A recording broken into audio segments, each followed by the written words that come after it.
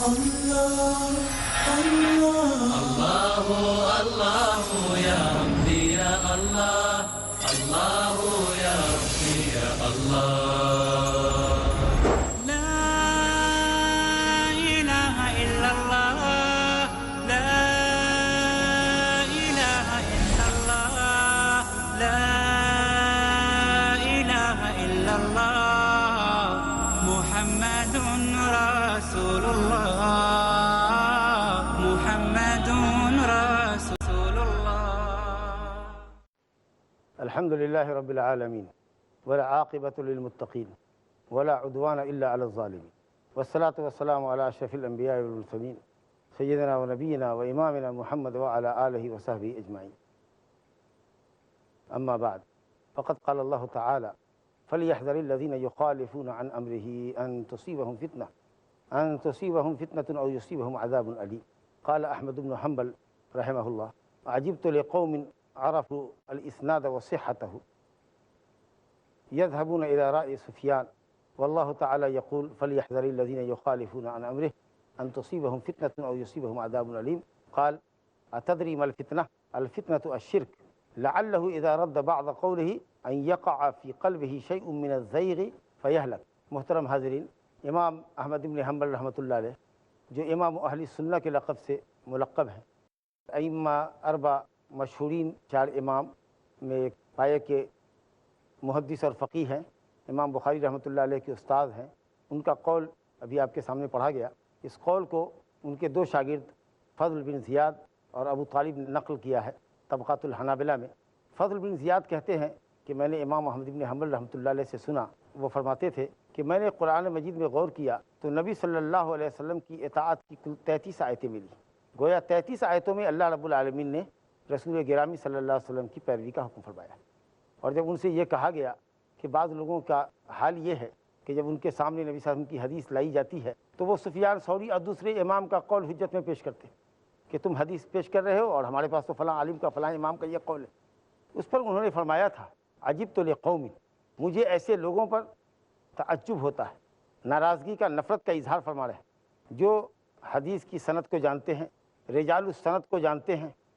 جن سے حدیث منقول ہے، حدیث کی صحت کا علم ہے. بلکہ ماشاءاللہ اب یہ کہنے دیجیے کہ بہت سارے وہ لوگ بھی ہیں جنہوں نے بہت سی کتابیں بھی لکھی ہیں.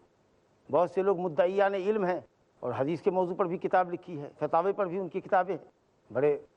پائے کے عالم مانے جاتے ہیں. مگر اللہ ان کو ہدایت دے، ہم کو ہدایت دے، ان کو ہدایت دے، ایسے تمام لوگوں کو ہدایت دے کہ جب کوئی حدیث سامنے آتی ہے تو جس امام کے مسلک کی طرف ان کی نسبت ہے اس سے ہٹنے کو ذرا بھی تیار نہیں ہوتے. قیل و قال کرتے ہیں، تعویلات کرتے ہیں، حالانکہ وہ صاحب علم ہیں، حدیثوں کی تحقیق کر سکتے ہیں، سندوں کی تحقیق کر سکتے ہیں. اور ماشاءاللہ اہل علم نے حدیثوں کی تصحیح اور تضعیف کے بعد اس مسئلے کو اور بھی آسان کر دیا ہے کہ ائمہ کے دلائل کا تجزیہ اب آسان ہو گیا پہلے کے مقابلے. بہرحال تو کہا گیا کہ سفیان ثوری رحمۃ اللہ علیہ کی رائے لیتے ہیں تو انہوں نے کہا کہ مجھے ایسے لوگوں پر تعجب ہوتا ہے کیوں کر یہ ایسی جسارت کرتے ہیں جبکہ اللہ رب العالمین کہتا ہے فَلْيَحْذَرِ الَّذِينَ يُخَالِفُونَ عَنْ أَمْرِهِ. چاہیے کہ وہ لوگ ضرور ڈریں، یہ امر ارشاد کے لیے ہے، رہنمائی کے لیے ہے، یعنی ایسا ضرور کریں ورنہ ان کی عاقبت خراب ہو جائے گی. وہ لوگ ضرور ڈریں، چاہیے کہ وہ لوگ ضرور ڈریں جو رسول اللہ صلی اللہ علیہ وسلم کے حکم کی مخالفت کرتے ہیں. حدیث چھوڑ دینا گوارا ہے، عالم اور امام کا قول چھوڑنا گوارا نہیں. ایسے لوگ ڈریں کس چیز سے؟ ان تصیبہم فتنۃ، کہ کہیں ان کو فتنہ نہ دھر دبوچے یا ان کو عذاب علیم نہ پہنچے. خود ہی پوچھ رہے ہیں شاگردوں سے اتدری ما الفتنہ، جانتے ہو فتنہ کیا ہے؟ یہ امام کی فقاہت دیکھیے. رسول اللہ صلی اللہ علیہ وسلم کے حکم کو رد کرنے والے، رسول اللہ صلی اللہ علیہ وسلم کے حکم کی مخالفت کرنے والے کو فتنہ پہنچے گا. جانتے ہو اس فتنے سے کیا مطلب ہے؟ خود فرمایا کہ الفتنۃ الشرک، فتنے کا مطلب ہے شرک میں واقع ہو جائیں گے. اور اس کی توجیہ بتا رہے ہیں لعلہ اذا رد بعض قولہ ان یقع فی قلبہ شیء من الزیغ فیہلک.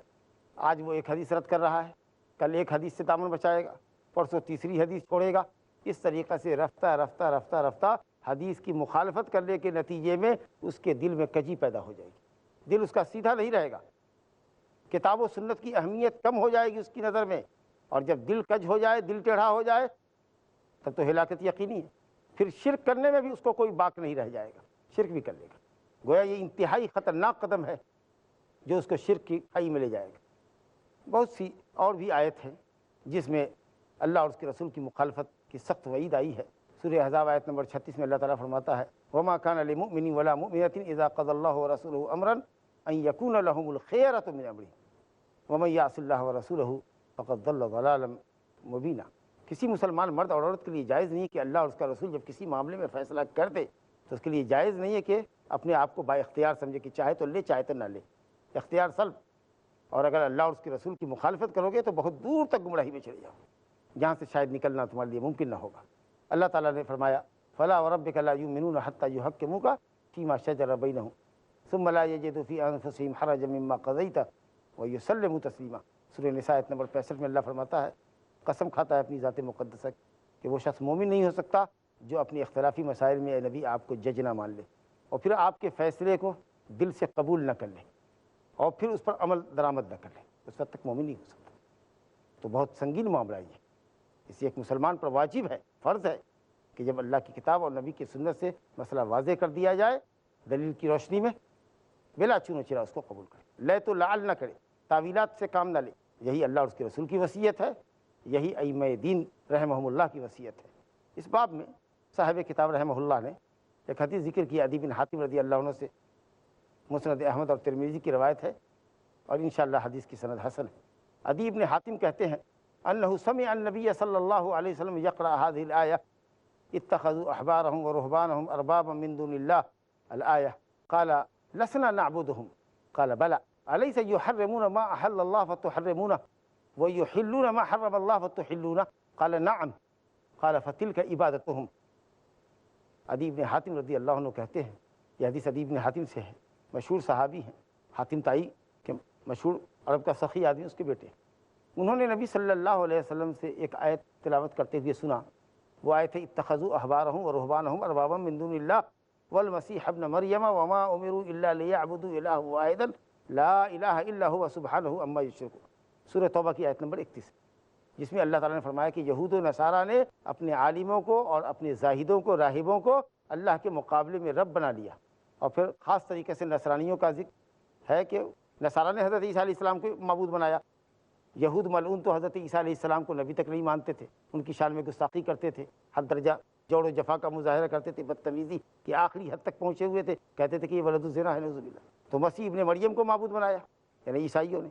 احبار اور رہبان کو، عالموں کو، زاہدوں کو رب بنایا۔ یہ تو انہوں نے کیا، یہود اور نصارہ دونوں نے، اور نصارہ نے حضرت عیسیٰ علیہ السلام کو معبود بھی بنایا، جبکہ وما امروا الا لیعبدوا الہ واحدا، ان کو یہی حکم دیا گیا تھا کہ صرف ایک اللہ کی پرستش کریں، لا الہ الا ہوا، اللہ کے سوا کوئی بندگی کے لائق نہیں، سبحانہ عما یشرکون، اللہ تعالیٰ ہر عیب و نقص سے پاک ہے، شرک سے پاک ہے جس کو وہ اللہ کی بندگی میں شریک کرتے ہیں۔ شرک سے پاک ہے، اما موصولہ بھی ہے اور موصوفہ بھی ہے، جس چیز کو وہ اللہ کی بندگی میں شریک کرتے ہیں اس سے بھی اللہ پاک، جن لوگوں کو اللہ کی بندگی میں شریک کرتے ہیں ان سے بھی اللہ تعالیٰ پاک، شرک کی جملہ قسموں سے اور تمام شرکا سے پاک اور شرک کی تمام قسموں سے پاک۔ جب یہ آیت حضرت عدی بن حاتم نے سنی تو انہوں نے کہا یا رسول اللہ لسنا نعبدہم، ہم تو اپنے عالموں کی عبادت نہیں کرتے، اپنے زاہدوں کی عبادت نہیں کرتے۔ انہوں نے یہ سمجھا کہ عبادت کا مطلب ہے مراسم بندگی بجا لانا، کچھ عبادت کا طور طریقہ جو ہے وہ ان کے لیے کرنا، علماء سے قریب ہونے کے لیے، مثال کے طور پر ان کے سامنے سر و سجود ہو جانا، ان کے لیے کچھ چڑھاوا چڑھانا، ان کے لیے نظر و نیاز ماننا، اور بھی جو بندگی کی جا سکتی ہے، یہ انہوں نے سمجھا۔ آپ نے فرمایا کہ بلا، یہود و نصارہ نے بالکل اپنے عالموں کو رب بنایا، اپنے زاہدوں کو رب بنایا، اور آپ نے وہ توجیہ بتائی کہ کیسے بنایا۔ کہا کیا ایسا نہیں ہے الیس ما یحرمون ما احل اللہ فتحرمون، کیا ایسا نہیں ہے کہ انہوں نے اللہ تعالیٰ کی حلال کردہ چیزوں کو حرام کیا تو تم نے حرام جانا، وَيُحِلُّونَ مَا حَرَّمَ اللَّهُ فَتُحِلُّونَ، اور انہوں نے اللہ تعالیٰ کی حرام کردہ چیزوں کو حلال کر لیا تو تم نے مولویوں کے کہنے پر اس کو حلال جانا۔ کیا ایسا نہیں ہوا؟ اللہ اور اس کے رسول کی شریعت کے مقابلے میں انہوں نے اشیاء کو حرام کیا، تو آپ نے فرمایا فَتِلْكَ عِبَادَتُهُمْ، یہی تو ان کی عبادت ہے۔ گویا اللہ اور اس کے رسول کی شریعت کے مقابلے میں اگر آپ کسی کا حکم مانتے ہیں، کسی کی تحلیل کو حلال جانتے ہیں، کسی کی تحریم کو حرام جانتے، اس نے حرام کیا تو حرام جانتے، حلال کر دیا تو حلال جانتے، اللہ رسول کی شریعت کے مقابلے کہتا ہے یہ حلال یہ حرام، دلیل ولا تقولوا لما تصف السنتكم الكذب هذا حلال وهذا حرام لتفتروا على الله الكذب، اللہ پر جھوٹ کرتے ہوئے یہ حلال یہ حرام، کدھر دلیل ہے؟ تو حلت اور حرمت کے سلسلے میں خاص طریقے سے آپ نے ایک مثال دے کے فرمایا کہ یہود و نصارہ نے اپنے عالموں کی، اپنے راہبوں کی بات مانی اور اللہ اور اس کے رسول کی حلت و حرمت کا لحاظ نہیں رکھا، تو گویا انہوں نے عبادت کیا۔ اب یا تو ان لوگوں نے دو حالت ہوئی ہوگی، یا تو یہ جانتے ہوئے کہ ہمارے مولویوں نے شریعت بدل دیا ہے، ایک چیز حرام ہے توریت میں، انجیل میں، یہ حلال کر رہے ہیں، ایک چیز حلال ہے یہ حرام کر رہے ہیں، پیسے لے کر فتویٰ دیتے تھے۔ آج بھی بہت سے لوگ ملیں گے آپ کو جو فتویٰ حالات کے مطابق پیسے لے کر دیتے رہے، تو انہوں نے سمجھا ہوگا کہ انہوں نے بدل دیا شریعت کو، اور اس کے باوجود بھی انہوں نے ان کی بات مانی، گویا اللہ اور اس کے رسول کی شریعت کے مقابلے میں عالموں کی بات انہوں نے مانی، یہ جانتے ہوئے کہ انہوں نے شریعت بدلی ہے، تو اس پر کیا حکم لگائیں گے آپ؟ کافر ہے وہ، ایسا شخص اسلام سے خارج ہے، کیونکہ اس نے اللہ کی شریعت کو ناپسند کیا، اس کے مقابلے میں جو قانون آیا اس کو پسند کیا، آدمی خارج ہوگا اسلام۔ لیکن ہم یہ جانتے ہیں کہ مولوی نے بدل دیا ہے، اور تکلیف بھی اندر ہے کہ نہیں ہونا چاہیے، قرآن اور حدیث میں جو کچھ ہے وہی صحیح ہے، لیکن کسی بھی وجہ سے مصلحت کی خاطر یا کسی بھی وجہ سے عالم کی بات لے رہے ہیں، دلیل سے مطمئن بھی ہیں لیکن چھوڑ بھی نہیں رہے، لوگ کیا کہیں گے؟ اگر اس طرح کی بات ہے تو مجھے کہنے دیجئے کہ اگر یہ کفر نہیں ہے تو بڑی معصیت ہے، فسق ضرور ہے، کہ ایک دلیل کے اوپر مطلع ہونے کے بعد اور عالموں کے غلط فتوے پر مطلع ہونے کے بعد اور یہ جاننے کے باوجود کہ شریعت کے خلاف یہ فتویٰ جا رہا ہے، اس کے باوجود بھی اس پہ اڑے ہوئے ہیں، تو گویا کہ معصیت کے کام میں آپ ان کی بات مان لیں۔ انشاءاللہ بریک کے بعد آپ سے پھر سلسلہ جاری رہے گا۔ لا إله إلا الله. السلام علیکم ورحمۃ اللہ وبرکاتہ۔ وقفے سے قبل آپ سن رہے تھے کہ نبی صلی اللہ علیہ وسلم نے حضرت عدی بن حاتم کے سوال پر کہ انہوں نے یا ان جیسے لوگوں نے اپنے عالموں کو، اپنے زاہدوں کو رب نہیں بنایا، آپ نے بتایا کہ ہاں رب بنایا، اور آپ ان سے اقرار لے رہے ہیں کہ کیا ایسا نہیں ہے کہ تمہارے عالم اللہ تعالیٰ کی حلال کردہ چیزوں کو حرام کرتے تھے تو تم حرام جانتے تھے، اور حرام کردہ چیزوں کو حلال کر دیتے تھے تو تم حلال جانتے تھے، اللہ تعالیٰ کی شریعت کی پرواہ نہیں کرتے تھے، شریعت میں حرام حلال کیا ہے اس کی پرواہ نہیں تھی، عالموں نے جو حرام حلال کیا ہے اس کی پرواہ تھی۔ کہاں یا رسول یہ تو کرتے تھے، تو آپ نے فرمایا فتل کا عبادت ہو، یہی تو ان کی عبادت ہے۔ گویا اللہ اور اس کے رسول کی شریعت کے مقابلے میں اگر آپ کسی کا حکم مانتے ہیں، کسی کی تحلیل کو حلال جانتے ہیں، کسی کی تحریم کو حرام جانتے، اس نے حرام کیا تو حرام جانتے، حلال کر دیا تو حلال جانتے، اللہ رسول کی شریعت کے مقابلے کہتا ہے یہ حلال یہ حرام، دلیل ولا تقولوا لما تصف السنتكم الكذب هذا حلال وهذا حرام لتفتروا على الله الكذب، اللہ پر جھوٹ کرتے ہوئے یہ حلال یہ حرام، کدھر دلیل ہے؟ تو حلت اور حرمت کے سلسلے میں خاص طریقے سے آپ نے ایک مثال دے کے فرمایا کہ یہود و نصارہ نے اپنے عالموں کی، اپنے راہبوں کی بات مانی اور اللہ اور اس کے رسول کی حلت و حرمت کا لحاظ نہیں رکھا، تو گویا انہوں نے عبادت کیا۔ اب یا تو ان لوگوں نے دو حالت ہوئی ہوگی، یا تو یہ جانتے ہوئے کہ ہمارے مولویوں نے شریعت بدل دیا ہے، ایک چیز حرام ہے توریت میں، انجیل میں، یہ حلال کر رہے ہیں، ایک چیز حلال ہے یہ حرام کر رہے ہیں، پیسے لے کر فتویٰ دیتے تھے۔ آج بھی بہت سے لوگ ملیں گے آپ کو جو فتویٰ حالات کے مطابق پیسے لے کر دیتے رہے، تو انہوں نے سمجھا ہوگا کہ انہوں نے بدل دیا شریعت کو، اور اس کے باوجود بھی انہوں نے ان کی بات مانی، گویا اللہ اور اس کے رسول کی شریعت کے مقابلے میں عالموں کی بات انہوں نے مانی، یہ جانتے ہوئے کہ انہوں نے شریعت بدلی ہے، تو اس پر کیا حکم لگائیں گے آپ؟ کافر ہے وہ، ایسا شخص اسلام سے خارج ہے، کیونکہ اس نے اللہ کی شریعت کو ناپسند کیا، اس کے مقابلے میں جو قانون آیا اس کو پسند کیا، آدمی خارج ہوگا اسلام۔ لیکن ہم یہ جانتے ہیں کہ مولوی نے بدل دیا ہے، اور تکلیف بھی اندر ہے کہ نہیں ہونا چاہیے، قرآن اور حدیث میں جو کچھ ہے وہی صحیح ہے، لیکن کسی بھی وجہ سے مصلحت کی خاطر یا کسی بھی وجہ سے عالم کی بات لے رہے ہیں، دلیل سے مطمئن بھی ہیں لیکن چھوڑ بھی نہیں رہے، لوگ کیا کہیں گے؟ اگر اس طرح کی بات ہے تو مجھے کہنے دیجئے کہ اگر یہ کفر نہیں ہے تو بڑی معصیت ہے، فسق ضرور ہے، کہ ایک دلیل کے اوپر مطلع ہونے کے بعد اور عالموں کے غلط فتوے پر مطلع ہونے کے بعد اور یہ جاننے کے باوجود کہ شریعت کے خلاف یہ فتویٰ جا رہا ہے، اس کے باوجود بھی اس پہ اڑے ہوئے ہیں، تو گویا کہ معصیت کے کام میں آپ ان کی بات مان لیں، اور کسی بھی عالم کی بات بھلائی کے اندر تو مانی جائے گی، برائی کے اندر نہیں، اور برائی اور بھلائی کیا ہے؟ شریعت کے مطابق ہے تو بھلی بات ہے، شریعت کے خلاف ہے تو بری بات ہے۔ لا طاعۃ فی معصیۃ، خلاف شریعت کام میں کسی کی اطاعت نہیں، لا طاعۃ فی معصیۃ انما الطاعۃ فی المعروف، قرآن و سنت کے مطابق ہے تو اطاعت ہے۔ تو آپ ٹھیک ہے کہ نہیں مانتے کہ مولوی کا فتویٰ یہ قرآن اور حدیث سے افضل ہے، یہ نہیں مانتے ہیں، آپ جانتے ہیں کہ نہیں حق اور اچھا مفید وہی ہے جو شریعت میں ہے، لیکن عالم نے فتویٰ دیا اسے مانتے ہیں، تو غلط ہے۔ اور ایک شخص ہوتا ہے کہ جو نہیں جانتا کہ کیا حق ہے نا حق ہے، نہیں جانتا، تو بہرحال وہ تو کسی عالم سے پوچھے گا۔ اب عالم نے اگر دین اور شریعت کے ساتھ خیانت کی ہے تو اس کو اپنی عاقبت کی فکر ہونی چاہیے، اگر کوئی شخص بلا علم کے فتویٰ دیتا ہے فإنما اسمہ علی من افتیٰ، اس فتوے کا گناہ فتویٰ دینے والے پر ہوتا ہے، عامی اور جاہل کے اوپر نہیں ہوتا۔ اگر ایک عالم کی حیثیت اللہ نے آپ کو دی ہے، آپ صاحب علم ہیں، فتویٰ آیا، ٹھیک ہے، بڑے عالم تھے، انہوں نے اجتہاد کیا، لیکن آپ ان کے اجتہاد کو ٹیسٹ کر سکتے ہیں، ان کے مسائل کو دلیل پر ٹیسٹ کر سکتے ہیں۔ تو آپ کو اللہ نے علم دیا ہے، فہم و فراست دی ہے، بڑے عالم ہیں آپ۔ اگر آپ بڑے عالم ہیں اور آپ اس کو ٹیسٹ کر سکتے ہیں تو آپ کو اپنی عقل کو متہم نہیں کرنا چاہیے، ارے وہ بڑے عالم تھے، اللہ نے آپ کو بھی علم دیا ہے، سمجھ دی ہے، آپ مقصر ہیں، کوتاہی کرنے والے ہیں، آپ کو دیکھنا چاہیے کہ کیا صحیح ہے کیا غلط۔ لیکن اگر آدمی بالکل نابلد ہو، جاہل آدمی ہو، تو اس کے لیے مفتی کا فتویٰ ہی کافی، کیونکہ وہ خود دلائل نہیں دیکھ سکتا،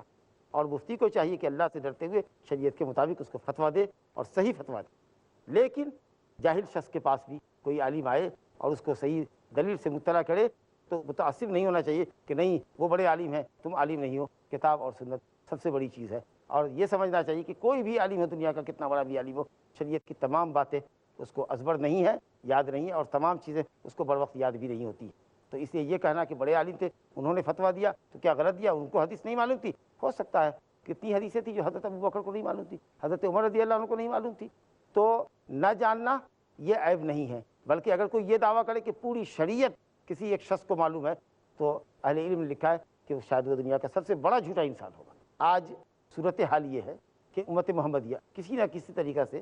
عالموں اور عابدوں کی پرستش اسی انداز پہ کر رہی ہے جس انداز کے اوپر یہود و نصارہ نے کیا۔ اللہ کے علاوہ بہت سارے بزرگوں کو لوگ حاجت روا مشکل کشا سمجھ رہے ہیں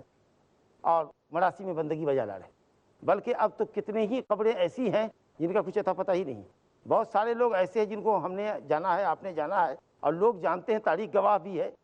کہ وہ مجذوب قسم کا آدمی تھا، دیوانہ پاگل آدمی تھا، سانپ بچھیوں کے ساتھ رہتا تھا، کیڑے مکوڑے کھاتا تھا، کتے بلیوں کے ساتھ وقت گزارتا تھا، انتہائی گندا رہتا تھا۔ لوگوں نے کہا ارے وہ تو پہنچا ہوا پیڑ ہے، اب وہ مرا، اس کی قبر لگے پوجنے کے لیے، یہ عبادت ہو رہی ہے۔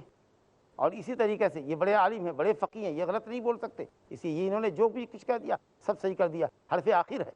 تو اس طریقے کی بھی یہ شکل موجود ہے معاشرے کے اندر، امت مسلمہ کے اندر۔ تو کسی نہ کسی طریقے سے یہ شرک، جیسا کہ نبی صلی اللہ علیہ وسلم نے پیشن گوئی فرمائی تھی کہ یہ امت اگلی امت کی پیروی کرے گی، ایک دم مکمل، بالش پر بالش، قدم پر قدم، ایک دم ہو بہو وہ کیفیت کسی نہ کسی طریقے سے امت میں پائی جاتی ہے۔ اللہ تعالیٰ امت کے حال پر رحم فرمائے اور صحیح اسلام کی طرف ہمیں، آپ کو اور پوری امت کو اللہ تعالیٰ پلٹائے، آمین۔ السلام علیکم شیخ۔ وعلیکم السلام ورحمۃ اللہ۔ اتخذوا احبارهم ورهبانهم اربابا من دون اللہ، یہ یہود و نصارہ کے متبعین جو ان کے اتباع کرنے والے تھے ان کے بارے میں کہا گیا، لیکن میرا سوال ان عالموں کے بارے میں ہے جو کہ مفتی ہیں یا کسی بڑے پوسٹ پر فائز ہیں، ان کے بارے میں یہ ہے کہ وہ لوگوں کے پاس حق بات آ جاتی ہے، یا تو کسی مسلک کے تعصب کی بنا پر یا اپنے نوکری کی بنا پر وہ لوگ قرآن و حدیث کو بدل کر پیش کرتے ہیں۔ بہت ساری جگہوں پر ایسا ہوا کہ حدیث کے اندر حدیث کے الفاظ کو بھی بدل دیا گیا، تو ایسے عالموں کے بارے میں کیا حکم ہے؟ معاملہ بڑا سنگین ہے، شریعت کے مقابلے میں عالموں کی بات لینا، ان کو رب بنانا ہے، تو گویا کہ وہ رب بنے ہوئے ہیں، یا اس مقام پر اپنے آپ کو سمجھ رہے ہیں کہ شریعت بنانے کا ان کو بھی حق ہے۔ اور اگر ایسا نہیں سمجھ رہے ہیں اور دیدہ دانستہ صحیح حدیث کو لوگوں سے چھپاتے ہیں، علم چھپاتے ہیں، اور ایک خاص مسلک کی نمائندگی کرتے ہیں ہر مسئلے میں، بلکہ حق بولنے والے کو ہی ڈانٹ دیتے ہیں، چپ کر دیتے ہیں، اگر اس طرح کی کیفیت ہے تو بہرحال یہ سنگین جرم ہے۔ ان کی نیت کے اعتبار سے، ان کے نظریے کے اعتبار سے اللہ ان سے معاملہ فرمائے گا۔ السلام علیکم۔ وعلیکم السلام۔ کہ دعاؤں میں اگر وسیلہ آتا ہے، جیسے وسیلہ لیتے ہیں کتنے لوگ کہ آپ صلی اللہ علیہ وسلم کے وسیلے سے میرے فیض دے، تو یہ کیا صحیح ہے؟ تھوڑا سا آپ کے سوال میں تبدیلی اگر کر دے تو صحیح ہو جائے گا۔ نبی صلی اللہ علیہ وسلم کے وسیلے سے نہ مانگ کر کے نبی صلی اللہ علیہ وسلم کی پیروی کو وسیلہ بنائیں کہ اللہ ہم تیرے نبی سے محبت کرتے ہیں، ہم تیرے نبی کی پیروی کرتے ہیں، ہم تیرے نبی کو آخری نبی اور رسول مانتے ہیں، اس کے وسیلے سے کیجیے، تو آپ کا یہ عمل صالح ہو جائے گا۔ لیکن ان کی ذات کا وسیلہ یہ درست نہیں، یہ شرک اصغر ہے۔ آپ یہ کہیے کہ اللہ مجھ کو تیرے نبی سے محبت ہے، میں اس محبت کے صدقے میں تجھ سے مانگ رہا ہوں، تو نبی صلی اللہ علیہ وسلم کی محبت یہ دین ہے، نبی صلی اللہ علیہ وسلم کی پیروی اصل ایمان ہے، نبی صلی اللہ علیہ وسلم کی رسالت پر ایمان لانا ہمارے ایمان کے لیے انتہائی ضروری ہے۔ تو اگر آپ محبت رسول، اتباع رسول، اطاعت رسول، ایمان بالرسول کو اگر آپ وسیلہ بنائیں تو یہ وسیلہ جائز وسیلہ ہے، مشروع وسیلہ ہوگا، مستحب وسیلہ ہوگا، لیکن آپ کی ذات کو یا کسی بھی شخص کی ذات کو آپ وسیلہ نہیں بنا سکتے۔ السلام علیکم شیخ۔ وعلیکم السلام ورحمۃ اللہ۔ شیخ، جب کوئی چھوٹا بچہ ہوتا ہے، 2-3 سال کا ہوتا ہے، بولنا سیکھتا ہے، تو اسے کلمہ پڑھانا چاہیے یا پھر کچھ لوگ ہوتے ہیں گانا بجانا سکھاتے ہیں، تو وہ کیا شرک میں مبتلا ہوگا؟ اعوذ باللہ من الشیطان، گناہ میں مبتلا ہوگا۔ شرک میں مبتلا نہیں ہوگا، گانا بجانا شرک کی قبیل سے نہیں ہے، سنگین گناہ ہے، بڑا گناہ ہے، اور یہ اس کی علم کی کمی بھی ہو سکتی ہے یا اس کی دین سے بیزاری بھی ہو سکتی ہے۔ بہرحال اولاد ہماری آپ کی گردن میں، امت کی گردن میں، ماں باپ کی گردن میں اللہ کی امانت ہے، اس کی صحیح تربیت کرنا، صحیح دین سے آگاہ کرنا ہم پر واجب اور فرض ہے۔ اس لیے کلمہ سکھانا چاہیے، اگر پورا کلمہ نہیں ہے لفظ اللہ سکھانا چاہیے، جیسے بڑھے سبحان اللہ الحمدللہ، پھر کلمہ سکھانا چاہیے، پھر معنی اس کو بتانا چاہیے۔ اس طریقے سے جیسے جیسے اس کی عمر بڑھتی جائے اس کے حساب سے اس کو اس کے دماغ میں اور دل میں اللہ کی وحدانیت، رسول کی رسالت، آخرت کا عقیدہ، سچائی کی محبت، اس طرح کی چیزیں اس کے دل میں ڈالنی چاہیے۔ السلام علیکم۔ وعلیکم السلام۔ جیسا کہ لکھا ہے کہ اگر کسی کے ہاتھ میں نجاست لگ جاتی ہے تو اسے 3 بار چاٹ لو تو پاک ہو جائے، تو یہ چیزیں شریعت محمدی سے ٹکراتی ہے، تو علماء جو اس طریقے سے لکھتے اپنی کتابوں میں، تو عوام کو کیا کرنا چاہیے؟ عوام کو یہ سمجھنا چاہیے اور خواص کو بھی یہ سمجھنا چاہیے، ہم کو بھی، آپ کو بھی، سب کو یہ سمجھنا چاہیے کہ اللہ اور اس کے رسول کے علاوہ کوئی معصوم نہیں۔ اور ماشاء اللہ آپ نے جیسا کہ کہا کہ یہ شریعت محمدی سے ٹکراتی ہے، نجاست ہے، اس کو چاٹنا حرام ہے۔ اللہ تعالیٰ کی شریعت میں ناپاک چیز، مضرت رساں چیز حرام ہے۔ یحل لہم الطیبات ویحرم علیہم الخبائث، نجاست ہے، کپڑے پہ لگ جائے کپڑا ناپاک، جسم پہ لگ جائے جسم ناپاک، جب تک ہم اس کو زائل نہیں کرتے، پانی سے دھوتے نہیں، اس وقت تک ہم نماز نہیں پڑھ سکتے۔ یا استنجا جب تک، اگر پانی نہیں ہے تو ڈھیلے سے، مٹی سے یا کسی اور چیز سے جب تک نہیں کر لیتے اس وقت تک ہم پاک نہیں ہوتے، کہ جائے کہ اس کا چاٹنے والا اعوذ باللہ۔ تو اگر یہ بات لکھی ہے تو غلط لکھی ہے، اللہ تعالیٰ درگزر کرے لکھنے والے سے بھی، اور عمل کرنے والوں کو، پڑھنے والوں کو اللہ تعالیٰ ہدایت دے۔ السلام علیکم۔ وعلیکم السلام ورحمۃ اللہ۔ میرا کوشچن یہ ہے کہ جو مسلک پرست لوگ ہیں، جو مسلک کے اوپر بہت زیادہ بحث کرتے ہیں، اس کے لیے قرآن اور حدیث کے کیا حکم ہے؟ ابھی آپ سے میں نے عرض کیا کہ ہمارے لیے مسلک، مذہب وہی ہے جو اللہ نے متعین کیا ہے، وَأَنَّ هَذَا صِرَاطِي مُسْتَقِيمًا فَاتَّبِعُوهُ، جو مسلک ہے، چلنے کی راہ، وہ قرآن اور سنت کی راہ۔ اللہ نے کہا اسی کی پیروی کرو، اس کے علاوہ دوسرے مسلکوں کی پیروی مت کرو۔ یہ علماء کی جو مسالک ہیں، یہ کتاب اور سنت کو سمجھنے کے لیے ذریعہ تو ہیں، لیکن عین قرآن اور سنت نہیں ہے۔ اس میں بہت سی باتیں قرآن سنت کے مطابق بھی ہیں، کچھ چیزیں خلاف سنت بھی ہیں، کچھ چیزیں حدیث اور قرآن سے ٹکراتی بھی ہیں، تو ان کو آپ کی بک کی حیثیت سے استعمال کریں، پڑھیں فتاوی کو، مسائل کو، اور پھر جو علماء ہیں ان کو سمجھنا چاہیے۔ میں سمجھتا ہوں کہ ہماری مجلس کا یہ وقت ختم ہوتا ہے۔ اللہ تعالی ہم کو اور آپ کو صراط مستقیم پر گامزن رکھے۔ اللہ اللہ یا ربی یا اللہ، اللہ یا ربی یا اللہ، لا الہ الا اللہ، لا الہ الا اللہ، لا الہ الا اللہ، محمد رسول اللہ، محمد رسول اللہ، ارجو رضاك يا الله، انت الرحيم